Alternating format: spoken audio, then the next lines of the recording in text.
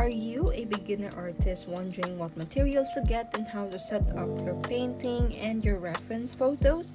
Well, this video is for you. First things first is your painting setup, your painting table. Me, I use a separate table, to separate my study area and my hobby area. Honestly, if you have one table only, that's completely okay. You have a perfectly good table, use that. Next is paint brushes. First ever paint brushes I got actually was from the local mall stationery. These are not that bad. Best used for watercolor, but it's also okay for other mediums as well. This costed me around 200 pesos for only 3 pieces of paintbrush. So it's very expensive for this quality, but that's completely okay. It lasted me for so many years. 2 years actually, it lasted me for 2 years. These are my second batch of synthetic paintbrushes from Shopee for only 200 pesos, and yet their quality is so good.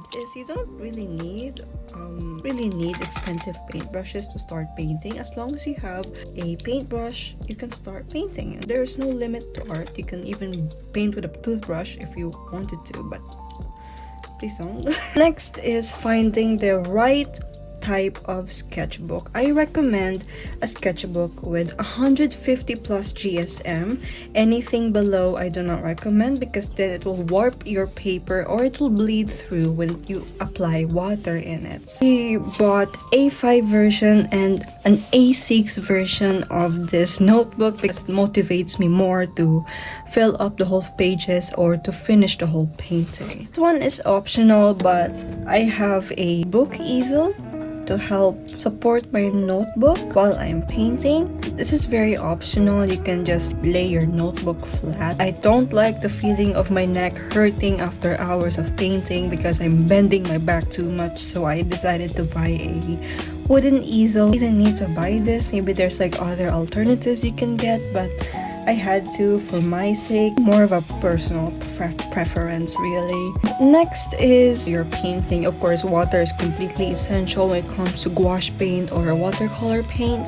And I have this glass jar that I recycled from an old coffee jar, I think. You don't even need to get a jar specifically. You can even use a glass cup that's not being used or a plastic cup that's not being used either.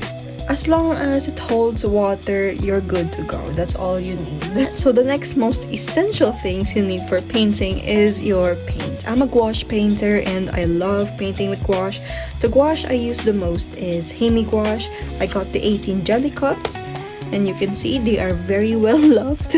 I have had them for 2 years now. This one is a brand new one, much more cheaper than the Hemi gouache. The Hemi gouache was costed me around 500-700 pesos. It was just around like 250-280 pesos. And I got this just for the sake of refill because I'm running out of white and blues and yellows. I use them a lot in my painting. I haven't tested them yet fully, but easily mix up colors to get new ones. I recommend this if you don't want the Hemi Jelly Gouache, because honestly the Hemi Jelly Gouache can get moldy if you don't take proper care of it, but I take proper care of it, so it's completely fine with me. Your painting palettes. I have 2 options, actually more like 3.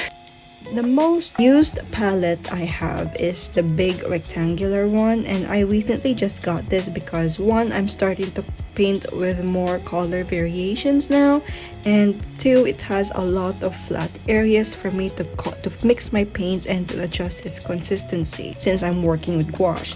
1 is also a perfectly acceptable palette. I've used this for 2 years actually, and it has served me very well. But I needed more flat areas to mix and adjust my consistency. It doesn't matter what palette you use, it's really more on personal preferences. Spatulas are also like an option if you want to mix your paint. I definitely recommend getting a spatula. It's optional. If you want to mix your colors, you can use your paintbrush or you can use something else but as long as it mixes your paint. So the last is finding reference photos and how to extract a color palette from them. Where I get my reference photos is in Pinterest. A lot of artists use Pinterest to get their reference photos. The benefits of using reference photos is that one, it helps you understand color mixing and color palettes, and two, it helps you understand the background, the foreground, and the midground in your paintings, especially if you're starting with landscapes and scenery paintings. Copy this image or save the image, and then I transfer it to Canva. So this is my reference. It's going to be my next.